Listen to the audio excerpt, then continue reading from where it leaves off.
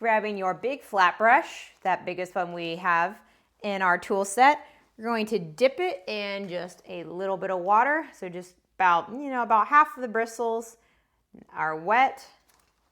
And then you're going to grab your palette and you're going to fill in some areas around the background of our octopus with this bright lime green color that you have.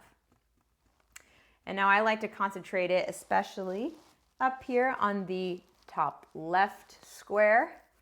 Keep it nice and bright, and we're going to be creating a lot of interest with our teal once we go in and we start mixing.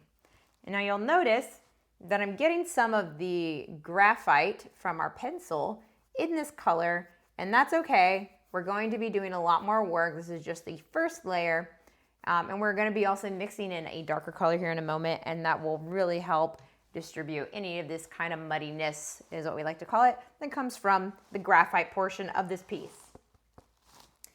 And be sure to put some down here in the bottom right square and fill it in all the way to your octopus, guys. It's okay if it goes over your octopus's arms. We're going to be doing a much darker color in our octopus, so you are okay. There's no worries or no rush if you paint over some of your lines. And now we're going to make some drips in these areas as well. And so all you have to do whenever you're doing drips is you want to grab just a little bit of your pigment, a little bit more of that color, and you're going to dunk your brush pretty much all the way in, and then you're going to pat. And sometimes it might not work on the first try. That's when you have to do it again and do it heavier, and see, just like that, you'll have some nice drips going. So this is not anything, we're not trying to be precise here. I mean, of course, think about where you want to put your drips. More than welcome. But this is just for fun. You don't have to overthink this part. We're going to be developing it out also a lot more as we go, and we're going to mix in some teal, which will make it very, very bright.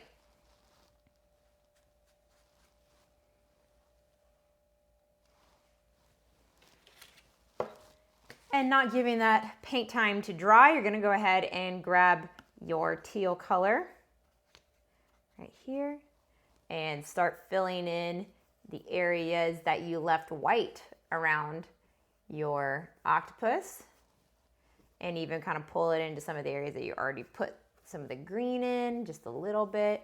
And you're going to be placing it in and these kind of cross-hatching X technique. And so it's basically just like putting a few pats in, just like this. And then grab some more of our teal. And then you don't have to fill up the whole background. It's only if you want to. You're more than welcome. This is your painting. We're just here to show you how to approach it and how to use the techniques and the tools. And now, of course, don't forget to add in the drips. So again, I'm just dunking my brush.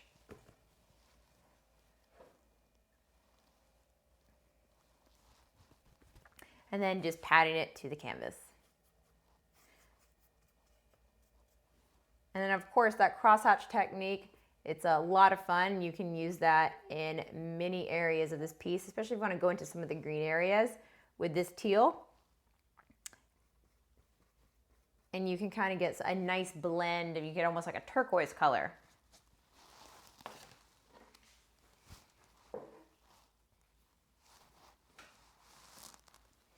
Now I'm going to add a bit more green. And again, this is why we start with less color than more, because you would rather use the right amount of green instead of too much. And then you have some paint that goes dry, goes bad. And so I'm just going to go back in with a little bit thicker lime paint just to brighten up some of these areas a little bit more. Again, with that kind of cross-hatching technique. And then of course, feel free to add more drips if you would like. Also, you can put in little splatter marks as well, which I'll show you how to do that here in just a moment. All right, I'm going to just dab some more water in some of these areas, just like that. And now whenever you're doing splatters, you're gonna get a nice bit of paint on the end of your brush. Still using that big old flat brush. Get the color you wanna use. Put it very close to your canvas. You don't wanna be splattering other people, so just be aware you're in a splash zone here whenever you're doing this.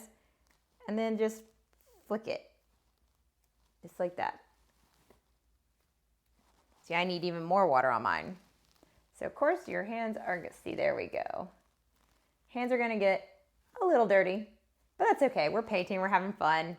Using our hands, always a good time.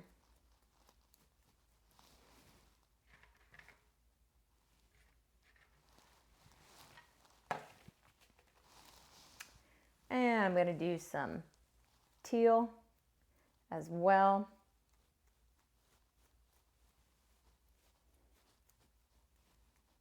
And this is a technique you can also use if you're wanting to do a galaxy or anything like that and you have a black canvas and go with white paint. It looks really, really cool.